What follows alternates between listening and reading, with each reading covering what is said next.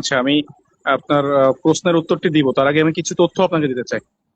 আপনি যে বাংলাদেশে বসবাস করেন, বাংলাদেশে প্রায় 55 লাখ তরুণ আপনার হচ্ছে বেকার, যারা হচ্ছে আপনার আপনার যে দেশে বসবাস করছেন শিক্ষিত বেকার। আপনার বাংলাদেশে 55 লাখ তরুণ শিক্ষিত বেকার। আপনার আমাদের দেশে ডিগ্রি আছে। আমি যদি আপনার শিক্ষার হার কথা বলি, যে ডিগ্রি আছে তো আপনার চাকরি নাই।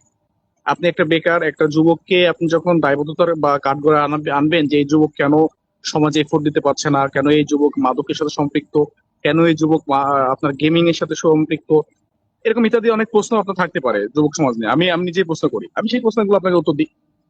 বাংলাদেশের সবচেয়ে বড় সংকট হচ্ছে শিক্ষিত বেকার। তার মানে আমি শিক্ষিত, আমার কাছে শিক্ষা আছে, কিন্তু আমার চাকরি নাই, বা আমি যে কর্মসংস্থান চাচ্ছি সেটি নাই। আপনি হাজার হাজার গ্রাজুয়েট প্রতি বছর বের হয়, আপনার প্রতি বছর আপনার দেশ থেকে হাজার হাজার গ্রাজুয়েট বের হচ্ছে।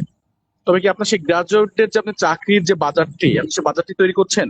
আপনি যে গ্রাজুয়েটটা বের হচ্ছে তাকে আপনাকে দিনমজুর দিতেও হচ্ছে। তার মানে আপনি দেখছেন যে সুশিক্ষায় শিক্ষিত হয়ে তিনি দিনমজুর দিচ্ছে। তাহলে আমি শিক্ষা কেন গ্রহণ করবো? আমি তাহলে হচ্ছে আপনার ক্লাস 5 থেকে আমরা দেখি অনেক, আমাদের বেশি ম্যাক্সিমাম মাধ্যমিক থেকে শিক্ষার হার ঝরে যায়। আমি শিক্ষার হার মানে কথাই প্রসঙ্গে আসবো। মাধ্যমিক থেকে আপনার শিক্ষার হার, ক্লাস 5 পাস করে দেখবেন যে অনেক শিশু শ্রম যেটাকে বলা হয়, আপনাদের দেশে শিশু শ্রমটা আছে। আপনাদের